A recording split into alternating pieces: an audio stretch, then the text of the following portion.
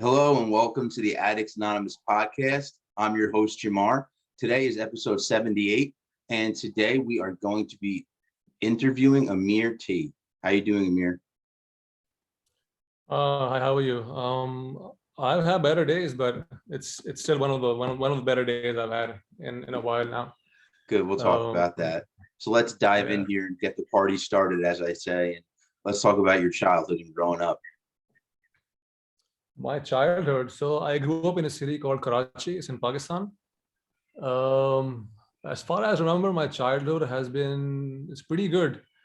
I had a very strong family. My parents were pretty much in love throughout their married life. Still married.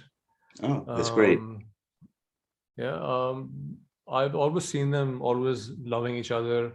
And we actually have we had a pretty huge family. We would have these huge lunches and dinners for like about 30, 40 people. And we were pretty close knit um, until one of my uncles died, who I actually was really close to. And then our entire extended family just grew apart. We just separated. They had issues.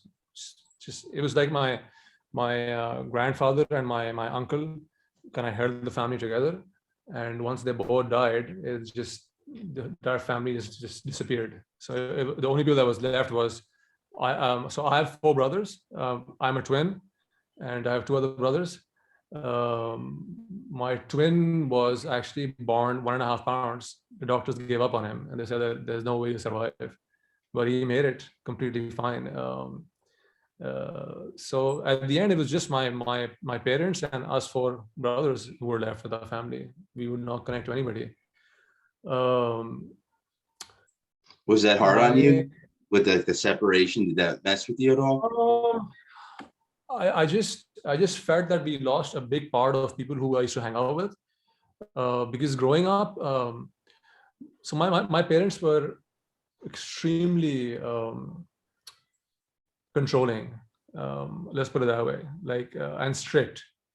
Um, I also saw a very unhealthy, even though they were loving to each other, but I also saw a very unhealthy dynamics in their relationship. Like I saw a lot of compromise in terms of my mother and my father, like their dynamics of their marriage. So I kind of picked up a lot of traits from them because what I saw of them is that one person is always compromising more in the marriage than the other, and one person is always dominating. And they would switch roles. Like there would be years where my mom would be the authoritative one, and there would be years my dad was the authoritative one. So it was so weird looking at that. Did you Um, ever figure out why that was? no, I just don't know. I mean, You it's just just went it with was the just flow. weird. I just yeah. So we were taught. So in our culture, we can't talk back to our parents. It's just how it is.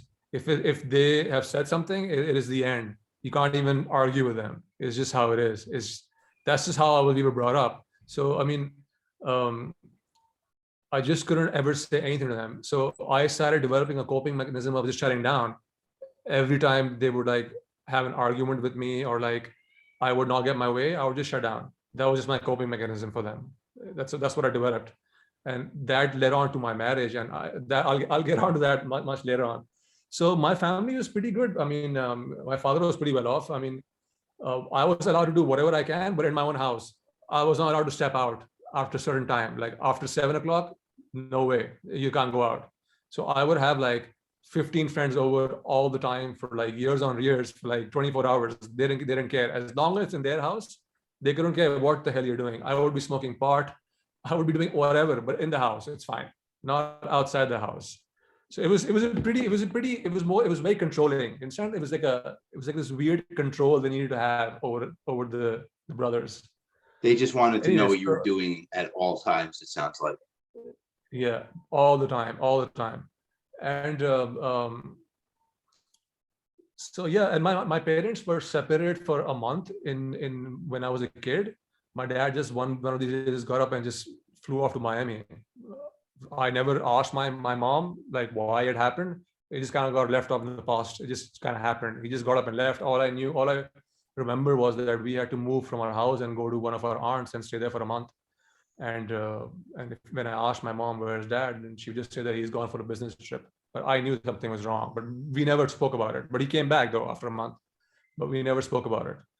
So, I mean, that's So the only you thing have that no I've seen. idea. You have no idea why your dad just picked up for a month and left. No, I try to like ask my cousins who we kind of drifted apart from, why it happened, and the gist that I got was that my dad didn't get along with my mom, and they weren't seeing eye to eye.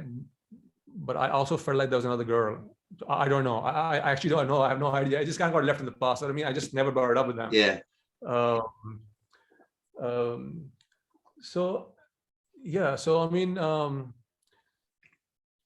so I also picked up the habit of lying from my mother, which is quite weird because she would do all these small white lies, and I just kind of picked it up, and I thought that lying was just natural and it was all right. So that kind of got embedded in my brain. I will get to that story when it comes to my gambling and why I'm saying this right now. And my mom, in the longest time, has had a shopping addiction. It's just something I've seen. So we would travel as kids when I was like 14, 15, till like about 24 to America every year. We would leave from Pakistan with 3 suitcases. We would come back with 12 without fail. I'm not even lying. So That's crazy. even though Yeah, I my know. mom, So I mean, it's a even real though my thing. mom, yeah, even though my mom denies it, but I know in my heart that she's had a has had a gamble, has had a shopping addiction, and she still does it now. She buys antiques all the time, so she just can't help herself. So I mean, it's still there, but I mean, it's just controlled. um, so yeah, so I mean, that was pretty much a bit of my childhood. So then I went to high school. Uh, in high school, I met this girl who's my wife right now.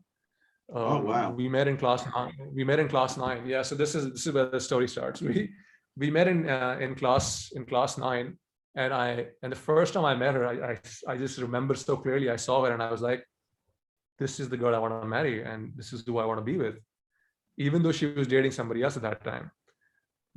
So when I look back now, I've come to realize that my girlfriend back then, who's my wife now, was my first addiction, which is pretty fucked up. We actually, I can't. we have nightly group meetings, and we actually have someone where that's their addiction. She's addicted to people. So I actually got obsessed by her, and I actually got addicted to her. I remember like she was dating somebody else, and I would just go down her house, and I would just sit there for like five hours just to make sure to see when the boyfriend would leave the house. It was like that kind of addiction. It was just so weird. Um, it was just weird. Anyway, so I met this girl in class 9. We started talking. She was dating somebody else. She left for college, and I stayed back in Pakistan for college. So first semester she came back to Pakistan is when we started dating. So she left the country to Now go to school. she went to Atlanta for college. So In the when she came States? back, yeah, she studied from there. Yeah, so she was in Agnes Scott. She studied from there.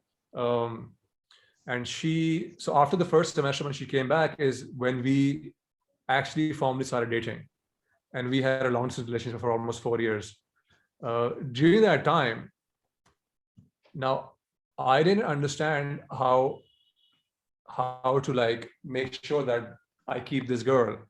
So I kind of enacted what I saw in my parents, that to make sure that you have the girl with you is just to keep supplying her with gifts, is what I saw my dad do to my mom, and vice versa. So what I ended up doing was I dropped out of college, didn't tell my parents. I kept taking the college fees every semester, and I kept buying gifts and shipping them off to America to her. So this was the first thing that I started doing. This is where my lying kicks in, how I developed compulsive lying. So I started doing this. I started stealing from my mom. I knew where she kept her dollars in this cabinet, and I started taking whatever I could possibly take and started blaming on our maid who worked at the house that she was stealing it. Yeah. And it was just, and it's, I mean, so then I would, when she would come back from college every semester, my parents would leave me let me leave the house. I would make sure that every night at 9 o'clock, my parents go to sleep, I would sneak the car out and I would just go. I would just be out till like 2, 3 in the morning, just gone. They wouldn't even know. I would climb into my window from the backside. I'd put up a stair on the backside. I would just climb up the stairs and get into my window and go to my bed. I would make my bed into a dummy. I would make my bed into a dummy like this. I'm already sleeping. So my mom would open my door and she'd see I'm sleeping and she'd leave. I mean, I did that for I did that for 3 years straight. This one time I remember my dad gifted my mom a brand new car. I sneaked that car out and I was going to see my girlfriend and I totaled it. I had the worst accident possible and I totaled the car. Oh. The second day that it came. Obviously, my parents didn't say anything because they saw the car and then they saw me. That nothing, I didn't get a scratch. I had a bump on my head. I still have it. It never went away, but that was pretty much it. Anyway, so towards the end of the last semester of college, me and my girlfriend broke up. Now, what happened was that she just randomly just distanced herself and just completely vanished. And I didn't know what was happening. I was just like, what the fuck? I mean, this person who I've been showering with gifts and who I actually developed over time to completely love just vanishes. And I find out that she's met this Indian guy and she's trying to see how that thing pans out with him. And she didn't even tell me. I actually found out with somebody else. And this is where I develop abandonment issues when it comes to her. It was so weird that I just had this it's just so weird that I mean that kicked in, and later on in my years, because of that and because it was her, that I developed codependency with her also.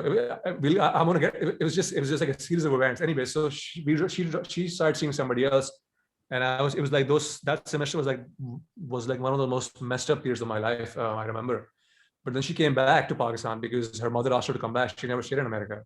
How was it? You said it was one of the worst years of your life. What kind of stuff was happening? Because I just didn't know where she was, and you know how somebody just vanishes without even giving you a trace of where they went, and it was like this big void left inside me. I started smoking pot at that time. Even though it wasn't much, I was still smoking, and that's pretty much how that semester went for me, because I already dropped out of college. I never told then I told once she stopped talking to me, I actually came out to my parents and I said that, listen, I dropped out of college and finish it. I mean, and that was another conversation and a half that went pretty south. Anyway, so yeah, but then she came back and she called me up and she goes, okay, oh, I'm sorry. I mean, it was what it was, but I want to get back to you. Obviously, me being me, took her right back. And so my parents always had an issue with this girlfriend of mine. They never got along. And they were like that, you are never marrying this woman ever. Over our dead body, till we are alive, you are not marrying her. And in our culture, you need to have our parents' blessing to get married to a girl. It's just how it is. And for everyone listening, you're in Pakistan, so when you keep referring to your culture, just give someone a reference, they know what I mean. You're Muslim, yes. Yeah. So in the Muslim culture, basically, yeah, pretty much. So when she came back, I tried to mend my mom and her, try to get them to meet, try to get them to see eye to eye.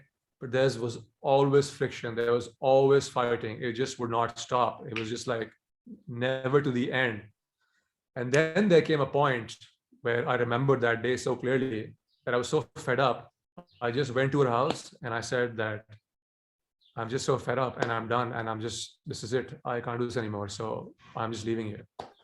That's how bad it became. And I remember I was just watching her face when I said that to her, that I'm walking out and I can't do this. And I could see that she was shattered. And she gave me a tight slap. And I turned around and I just walked off, and I did not see her for 5 years. Wow. And and in those 5 years, that girl, from what I've heard, what she told me, I mean, it was probably her worst year, she said, because all she would do is pray, and she's made her life, like she became extremely successful, and she would just pray that somehow I come back to her. Anyway, so during those 5 years is where everything got fucked up for me. So I blame my parents for everything, because I left her because my parents just couldn't like compromise on certain things. So for 3.5 years, I stayed at my parents' house. I did not see them at all. I didn't talk to them. I stayed in my room for 3 years, and I got hooked onto a game called World of Warcraft. It was probably the worst thing of my fucking life, because I spent 18 hours a day just playing that fucking game all throughout for 3 years. I played that game, smoked pot, played that game, smoked pot. During that time, I got introduced to poker. Just our friends, because I used to have like 15, 20 friends at my house, and they just bought a bunch of cards and said, let's play poker for like $10. Just a home game. But because I was already coming from an addictive personality where I was addicted to my wife, then I got addicted to World of Warcraft. So I've always, even when it comes to songs, like if I want to listen to a song and I like it, I'll listen it on repeat for like fucking 200 times. That's how I am. With food, like chocolate, especially chocolate, if I like a chocolate, I will binge it for like 3 months. Like I know the feeling. Bars. I've gotten that where you're kind of focused on one type of food, and you just, like you said, eat it every day, but then out of nowhere, you get a new focus for some reason. Yeah. So like there's like Baskin. So I would have 2 tubs of Baskin every night for like 2 months straight, without fail, every night. Like it was just, so I just developed this weird addictive personality. And then I got introduced to poker. But for my friends, it was just a home game. And for me, it was like, oh, wait a minute. There's money involved. And it seems like a great thing. I mean, what's happening here? During this 5 years, I actually started seeing somebody also, but it was a very platonic relationship. It was purely sexual. And it was just like more like a rebound for me to like get this woman out of my head, because I was still so in love with her. Even throughout those 5 years, I was just so in love with her. I mean, and my parents saw me sitting in my room for 3.5 years, not doing anything, and they couldn't care, because they said, oh, she's not with that girl we don't like, so let him just do what he's doing. So they didn't care. They were like, let him just waste his life away. It's fine. We don't care. And so anyways, so then this girl came into my picture. I was with her for a year and a half. And so during that time, the only good thing that I got out of it was that I started working. My dad got me a job, even though I had no degree because I didn't finish it, but he got me a job in a bank as an internship, where I ended up working my way up, and I worked there for 8 years. And I ended up becoming a head of treasury over there. So towards the 5th year of not seeing my girlfriend, who's my wife now, I was just randomly leaving my house to go to work, and she's just crossing my gate right in front of me. And I just look at her, and I just go right up to her, next to her, right, because right outside my house is the traffic signal. So I just get out, I saw her next to her, I knock on her window, and we started talking, and we exchanged numbers. And one thing led to another, and we are back together. And this was in, I think this was in 2009 is when we started back dating again. And this time I had completely thought about it. I said that I don't care what my parents say. I am going to marry this girl no matter what happens. So in November 2010, I got married to her. Now, the man who she thought that she was marrying was not the man I was when I married her. Because in those 5 years, my addiction personality had jumped so much and had become so apparent that the values that I had before had completely changed. Anyways, we got married. I started playing poker, but it was very controlled. It wasn't excessive. So the only two excessive things that I did from 2010 to 2012 January was I lost some money which I didn't have, so I ended up selling my wife's gold bangles. And then one time I was in London and I was playing at the casino, and I lost some money, so I ended up swiping my wife's debit card, and I just blew up her money. And obviously she knew about it, but we had a big fight in London, and she said this is the last time it's happening. And so there was only two things in 2 years that I did. So then I kind of controlled it then.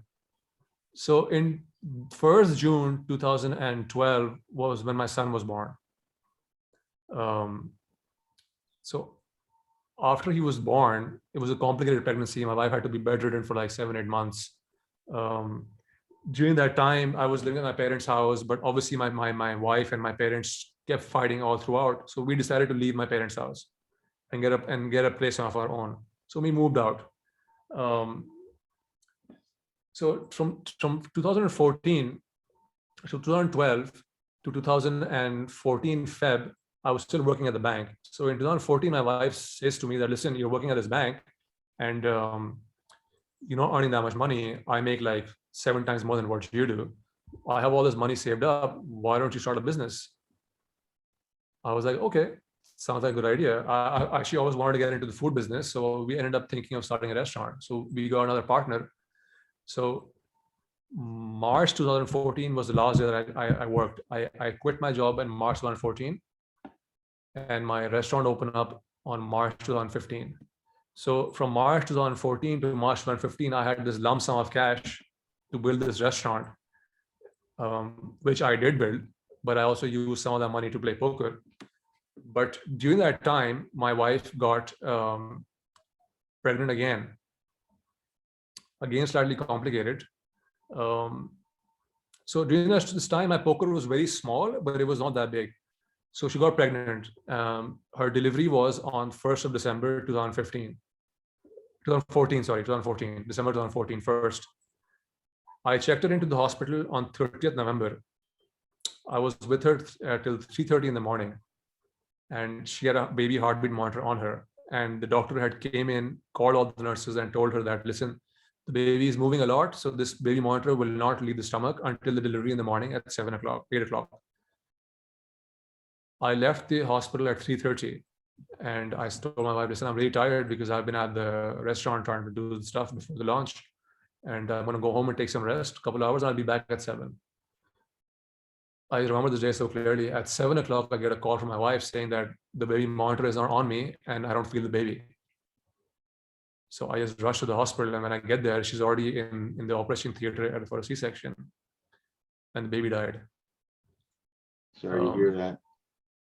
So the doctor, the idiot that she is, decided to take pictures of the baby's cord that was wrapped around the baby's neck because he suffocated and died, and just show them to me. And that image got stuck in my head for the longest time. That sounds so stupid. Why would they? It was just something very stupid because they didn't want to take any blame on their part. So they just showed me that image and it just got stuck. And then I had to bury my child, a fully grown child, because it was a delivery in the morning. I had to bury my child. Something happened after that day. And I don't know what changed. Anyways, so my restaurant opened up on February 7th, 2015. So from February, for 9 months, I just stayed at the restaurant for like 17 hours, just working, not playing poker at all, actually, just working. And me and my wife, our communication kind of broke down. I kept telling her, I think we need to see somebody professionally to address what we've gone through. But she was just so like hell-bent strong. No, we don't need to see anybody. Anyways, after 9 months, I started getting this influx of cash because my restaurant's running. It's doing phenomenally well. And I started finding the biggest possible table in Karachi to start playing poker. And I remember this clearly, from December 2015 to 6th Jan 2022, when was the last time I played, I just fucking went mental. I borrowed money from friends on false pretenses. I blew up my one child who I fucking love college fund, wiped it clean. I wiped all our savings clean. I wiped my wife's investments clean. I wiped our investments clean. I sold my car. I was in debt. I sold anything to anything possible, to everything. Just went through everything. And we addicts are so fucking smart and manipulative. Yep. It's, my wife didn't even know till the 6th of March that I was doing anything. I remember when I went to rehab, that was one thing, like you just mentioned, some of the smartest people I ever met. Like we like you said, we were very... I'm gonna come to this. Yeah. So I had over the years manipulated my wife in such a way that she never went to the ATM once in 8 years. Not once, because if she ever did, everything would come out in the open, because we had a joint account and she had her own account. So I would always keep cash at the house, and I had programmed her in such a way that she never went to the ATM. I never told you this. So I was in so much debt that I also end up selling half my restaurant to cover my poker debt. Oh, wow. Which my wife had no idea about. So I also have another partner at my restaurant. So I also fucked a lot of things at my restaurant. So then COVID happened, and I was like, fuck, we don't have any savings. I can't tell my wife I have no savings. And the restaurant shut down in March 2020. My restaurant shut down. It was like lockdown. And I was like, what the fuck? How are we going to pay rent and all these bills? So what I started doing was, every month you deposit a certain percent of our tax that has to be paid on the restaurant. Instead of depositing it, I kept fucking taking it out, and I started fucking using it for my expenses. And I found somebody in the tax authority who was just taking money from me under the table, and he would just not serve us any notice. And that went on for a whole year. Like, for a whole year, I just burned through all the money that was in my restaurant for the tax purposes. And nobody had any idea. My partner had no idea I did that. And my wife had no idea. My wife always saw that we had all this money lying around in our account, and we were all good. And my wife has always had an issue with money, because she grew up with no money. Her father was an addict also. He was an addict when it comes to politics. So he sold his house, he sold all his money, and gave it to his political party that he was influenced with. And he lost everything there. So she's seen it growing up, and she had this very big insecurity with money. So she always wanted to make sure that she was secure. And she did that for herself, but I burned through everything, like every possible security that she had for herself, for us as a family, and for my kid, was all gone. So, and the most weirdest thing is that addiction is such a clever disease that it gives you the illusion of freedom when actually it takes you the furthest away from it. That might be one of the best things I've heard. That might be one of the best things I've heard, is a clever disease. That's great. Yeah. It's a great way to describe it. Yeah, because it gave me the illusion that by playing poker and gambling, I'm going to get financial freedom, while in actuality, it took me and my family the complete opposite way of it. It was just, and I would justify, and this is the most fucked up thing, I would justify playing and gambling because my wife and me would always argue that I don't make enough money. And I would justify gambling saying that my wife wants me to make money, and that I was burning through her money. It was just such a weird thought process. It was just so weird. And towards in this 8 years, So after the 6 years, I started only gambling. I wouldn't even get the high. I was just gambling to recover. So I got stuck in that cycle where I was just gambling because I wanted to recover whatever I could and just get out. And I remember so clearly, I would wake up every day out of bed, and I would be like, and this darkness, this heaviness, and I would think that today is the day my wife's gonna find out, and I'm gonna fucking kill myself. Like, I've never come close to doing it, but that thought would always run through my mind. And there was this one time that I actually thought that I was gonna do it today, but because my parents had programmed me in such a way, because in our religion also, like, committing suicide is also one of the biggest sins, because they say you go straight to hell. So I kept saying to myself that I'm already going to hell because I've fucking done this. I might as well commit suicide and go to hell anyways. So how does it matter?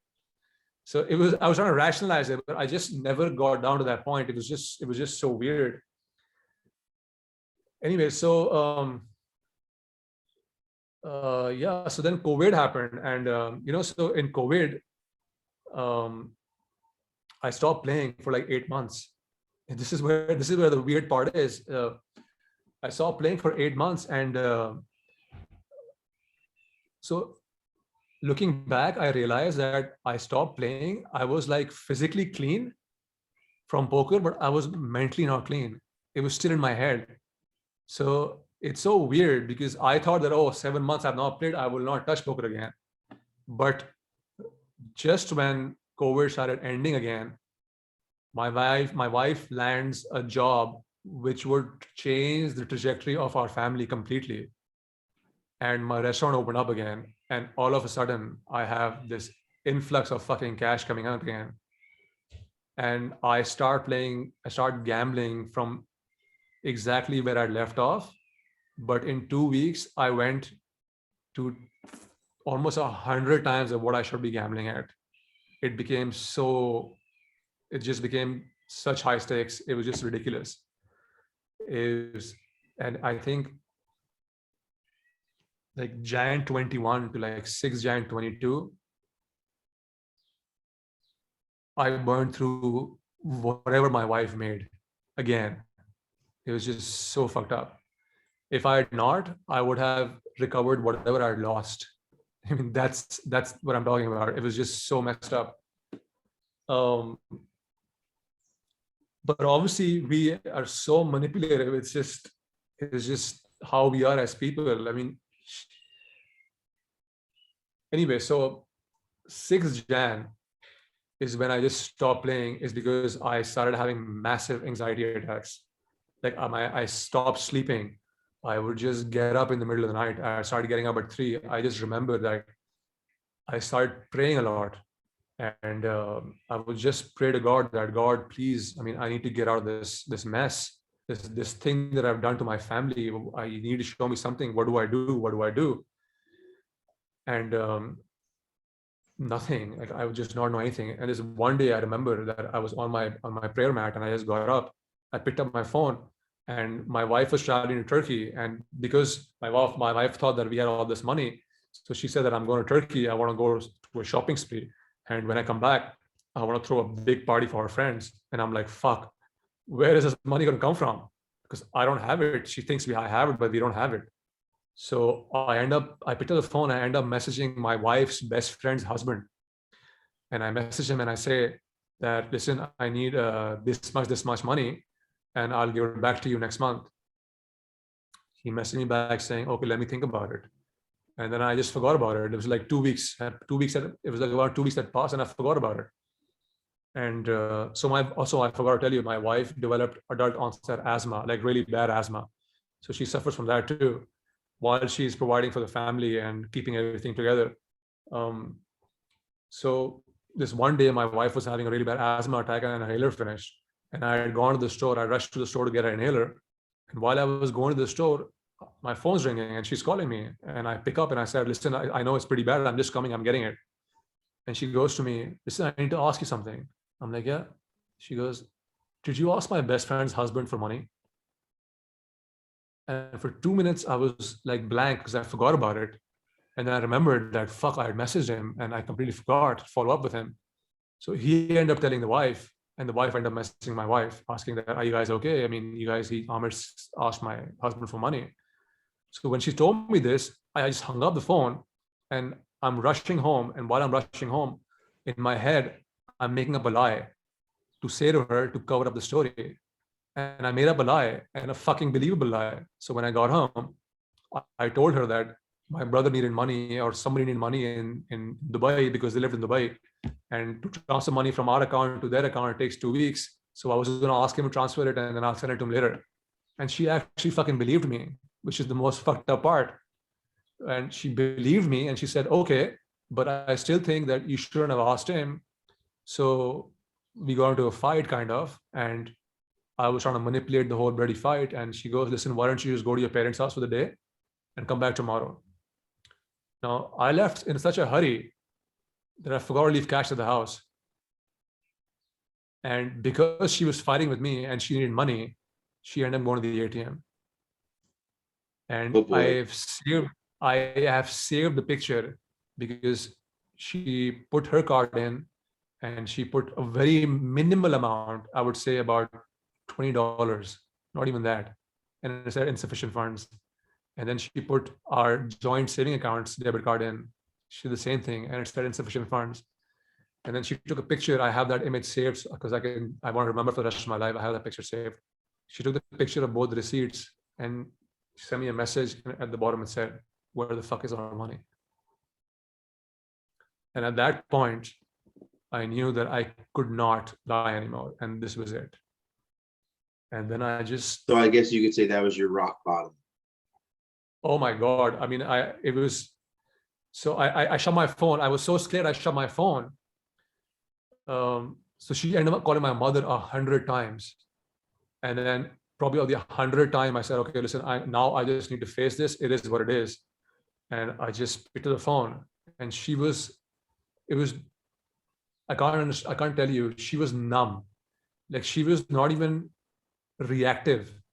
All she said to me was, just tell me what's happened. And then I just unloaded my 8 years of what the fuck I did to just everything to her. And then she just said, okay. And she hung up. And for me, I think I laid on the floor for 3 days straight because I just couldn't get up. It was just the worst possible. It was so bad. It was just all this emotion and just what I had done to them and my son who's 9 years old, like it's so fucked up. Like I couldn't, I love my son so much. It's just, he's probably my everything in my life. And this disease just didn't even let me see him and what I did to the money he was saving up for him. Like it was just so fucked up. And then we decided that okay, that I need to go to rehab. And she said that I'll be there for you. We'll do this together, and you need to go to rehab for 3 months. That's amazing that she's there for you. Like she was. No, this story gets better. No. So I said, okay, let's do it. I'll go. And I check myself in, and I'm there so I check myself in an on-site rehab, and I'm there for 12 days. 12 days. On the 12th day, on the 13th day, the guy from the rehab comes up and says that grab your stuff and come down. I'm like, what? And I come down and my mother is standing there and she's like, let's go. I'm like, why? She's like, sit in the car and I'll explain it to you. And so I sit in the car and I'm like, what? She goes, your wife has packed up all your stuff and sent it to our house. And she doesn't want to see you during this time. And she needs time to process everything.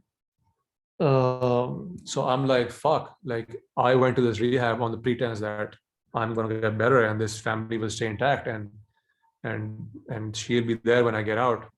Um, and it was not the case.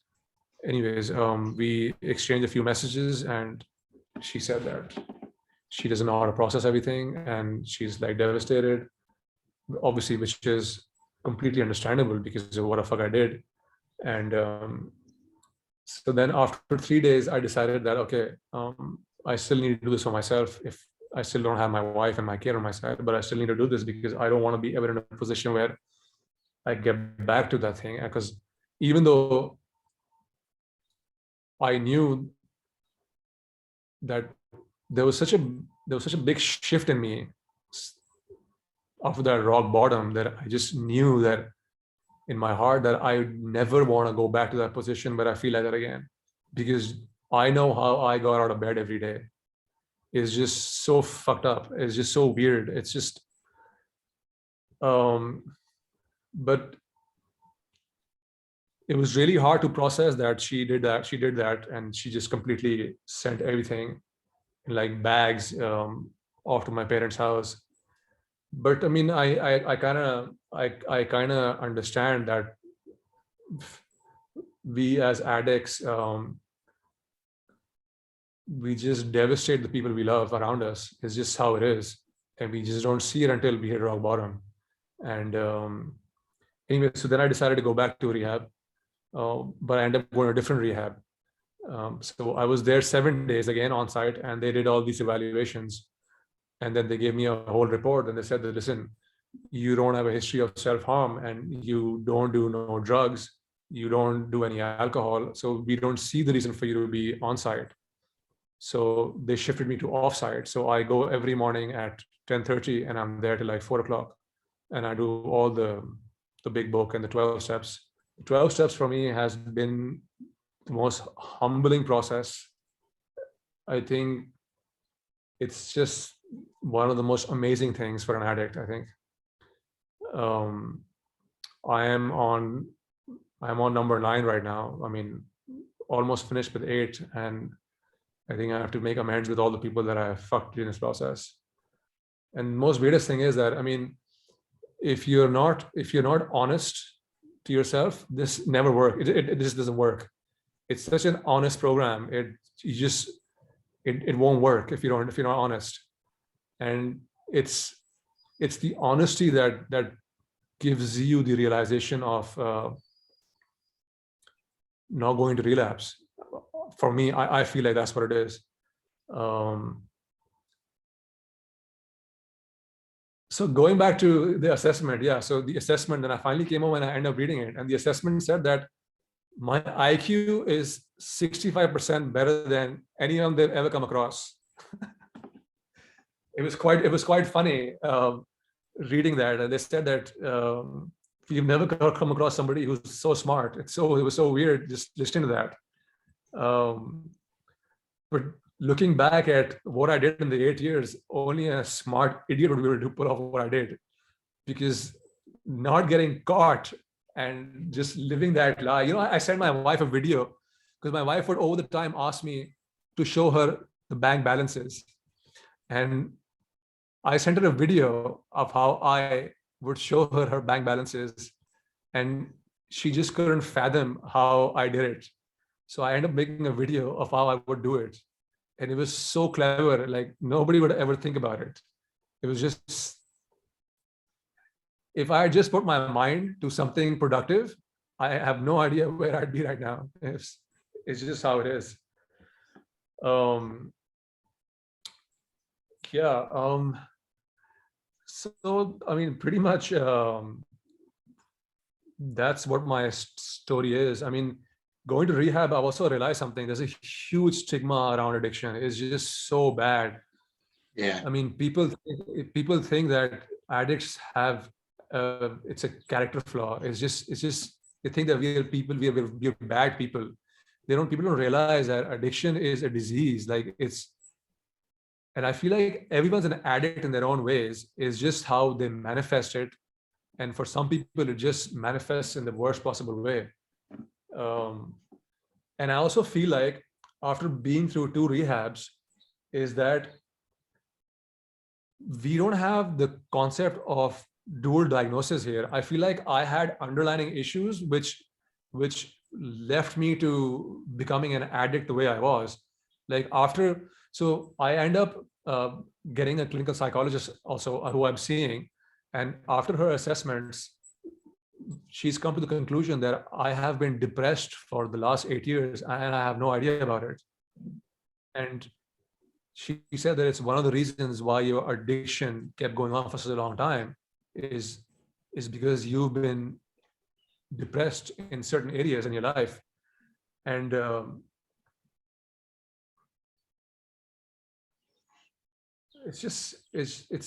don't know about in America, but I feel like especially in Pakistan, generally addiction has such a big stigma to it that when people look at somebody as an addict, it's just like they write you off. So me and my so okay, so since me and my wife, I have known each other since high school. Me and my wife, when we got married, I kind of like cut off from my core friends, and me and my wife developed very mutual friends. So when I came out to everybody as an addict, and I said I'm going to rehab, when I came out and I reached out to everybody, every one of them, I tell you, nobody reached out to me because they already picked their sides with my wife. So basically, I came out and I had nobody. There was a friend who I made during COVID. So I rarely make friends. This is another thing about addicts, by the way. I've realized that they rarely make friends, and they think that people are generally want to be friends with you because they have an agenda, which is just so weird. But I end up making this friend in COVID, and I just didn't know why I was drawn to him. And we end up spending, so we had a COVID bubble. So he was in my COVID bubble. There was just 4 people and he was one of them. And we end up spending the year just living at our house for almost a year when everything was shut down. So I became really close to him, and I just couldn't understand why I was being so close to him. But when I came out as an addict, he came out to me that he has been an addict for the last 15 years and he's been sober. It was so weird that this guy came into my life at a time where I would need him. And he's been there for me like all throughout. The only person who's been there for me all throughout. So it was really weird just understanding that that this thing happened. Anyway, so I was saying, so I lost all those friends because they picked sides. And my wife, obviously, the house that she's living in is the house that we had rented together. She has the car. I have no car. I have no money, and I have no house. I am shuffling between my parents' house and a friend's house. My wife has said that I can't see my son until the end of May, so I can't even see him.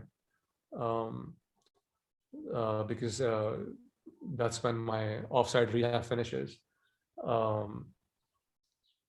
It's just been a weird. It's just been weird. I mean, so I actually saw my wife 2 days ago. After 25 days, we ended up meeting at a cafe just outside, sitting down, and just before we met. So I have this weird coping mechanism where I start becoming bitter towards people, so I can just shut my feelings out. So I had started becoming bitter towards her because she was saying all these things to me, like she needs a year to like see where this is going, and like she needs to see how my recovery is going and whatever. And I just started becoming bitter, so I wouldn't feel anything. So I started replying to her in a bitter way. But then I saw her 2 days ago, and the minute I saw her, that wall just came crashing down, and I was just an emotional wreck. And I was so grateful that she came, because she kept saying no, and then she just finally agreed to it, and we ended up talking for 2.5 hours. And And if she had not come, I know that I would just have become just bitter for the next 6 7 months, and that's how I would have coped with everything. But just the fact that she was there is just, I just was just very humbling. I don't think people realize that you need loved ones around you during this time, and I understand how difficult it is for her to just because she's firefighting all the mess I left behind. Like, I hadn't paid rent in my house for like 24 months. That's a big amount of money, and I mean, it's just the car that I sold to pay off her debt. She thought that I had booked a new car. That car ain't coming back. I ended up fucking blowing through that money. I mean, is it's just so much mess. So yeah, she's like there dealing with that, and it's just, yeah. Well, it sounds I like you've guess we come a just, long way. yeah. I mean, um, obviously, I mean, there's no two ways about it. I mean, I have a son with her, and I'm going to be fighting for this family, and I need to like do whatever I can, take all the necessary steps, and finish my rehab, get a job, whatever job I can. I mean, it's just going to be it's going to be a tough way ahead. Have some sort of routine just to show her that, I mean, I'm trying to do whatever I can. But yeah, that's pretty much it. I mean, That's it. oh, so there's one person I think who I actually hurt in this time. So um, I'm not going to name who this person is. I mean, he was like a brother to me. This is something very fucked up that I did to him. So he was actually my wife's friend, but over the years, me and him got really close. He lives in LA actually, but his mother lives in Pakistan. So he flies in thrice a year, just to check up on his mother because she's very old. But me and him got really close, like another person who I got really close to the last 2 years. And he actually helped me quite a bit. When I was like stuck with money, I would ask him and he would openly give it. And I gave the money back to him. And but he was genuinely like, because me and my brothers have all drifted apart. All my real brothers, like we've all drifted apart. We don't even talk anymore, most of us. So he actually stepped in that thing. Like, I actually looked up to him as a brother, and he actually looked up to me as a brother. Like his mother. So just a couple of months ago, his mother fell in the bathroom, and she broke her hip, and he was not here. He was in LA. So I ended up taking her mom to the hospital, and I was there throughout when she was getting her surgery done because they were not here. And I took care of her for like the 7 days until he flew in after finishing a job, until he flew in. So I mean, I literally went out of my way for this person. And I actually thought that me and him had a very good bond. So he was here on his birthday. This was in Jan actually. And so his mother lives in an apartment. It's a rented apartment. And what happened was the landlord knocked at his door, at the guy's door, because he was staying there. And he said that, listen, they got into an argument. And in that argument, the landlord ended up saying to him that, listen, I want you to vacate the apartment. Now, I knew the landlord really well. I knew that if I spoke to him, he would not do it. But when he called me up and he said the landlord is saying that I need to vacate, what can we do? And at that point, I was such low in cash that I ended up using that situation to my advantage. Now, what I did was I said to him, I lied to him, and I said that, listen, and this is his mother living in that apartment, which is so fucked up. And I said to him that, listen, there is a way out of it. If you give the 12 months right up front, I'm pretty sure that I can involve a lawyer and he will make sure that you don't vacate. Even though I already spoken to the landlord already, and he said that, no, it's fine. He doesn't need to leave. So I ended up taking that money from him because I was in debt. And I lied to him and I said that I'm paying your rent off for the entire year. And I just blew through that money. I never told him. because I was like, every month it's a small amount, I'll keep paying it every month. But anyways, when I came out as an addict and I even started scrutinizing everything, I think he ended up speaking to the landlord, and the landlord probably ended up telling him that, no, I never vacated you anywhere. I'm taking the rent monthly. So I still haven't spoken to him, but he stopped talking to me. So I'm pretty sure he knows. It's another one of those things on my list that I need to like make amends with. So, but I know I've like really like completely shattered that relationship also. I mean, it was a pretty fucked up thing for me to do. I mean, yeah, it is what it is. Yeah, but yeah, there's a whole list I've made. It's like 5-6 pages of people that I need to make amends with. Well, I mean, I'm happy for you that you're doing the work. You know what I mean, it doesn't matter if you're doing, we have our own program or we have 10 steps. Doesn't matter if you're doing the Alcoholics and Narcotics Anonymous 12 steps. It's like you said, it's a real humbling experience. It is. You know, I would never trade where I am right now with, I literally have like $100 in my pocket to my name, but I would never trade where I am right now to go back to where I was. Like, never. I'd rather live poor than live with that darkness and that guilt and that it was just, I don't even know how I survived for that long. I have no idea. I literally at times think that I had like a hand of God that I got for away with it for like so many years. Well, you're doing the work now, and that's all that matters. Yeah. So I think that's a good place to wrap it up. Yeah, I mean, you have anything else? My last question to you is there anything you want to say to anyone listening or watching as far as advice? Anything you would tell them?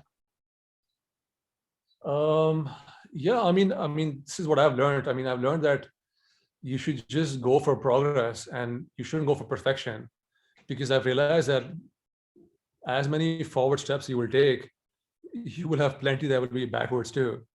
But I don't think you should take those backward steps as failure. I mean, recovery, I don't think recovery is a straight line. It's the backward steps are all part of recovery. So just keep looking at the steps you're taking forward.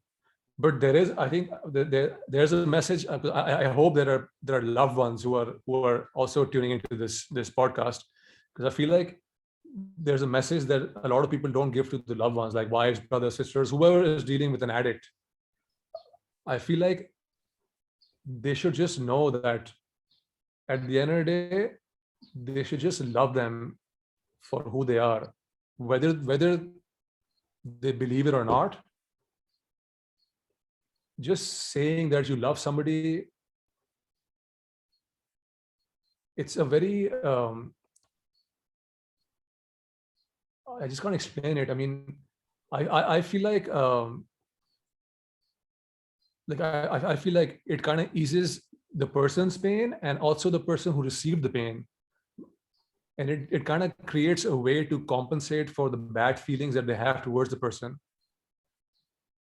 Because we as addicts, I agree, we deserve a lot of blame, but I feel like it's the blame that creates the addiction and fuels it. And somewhere that cycle needs to break.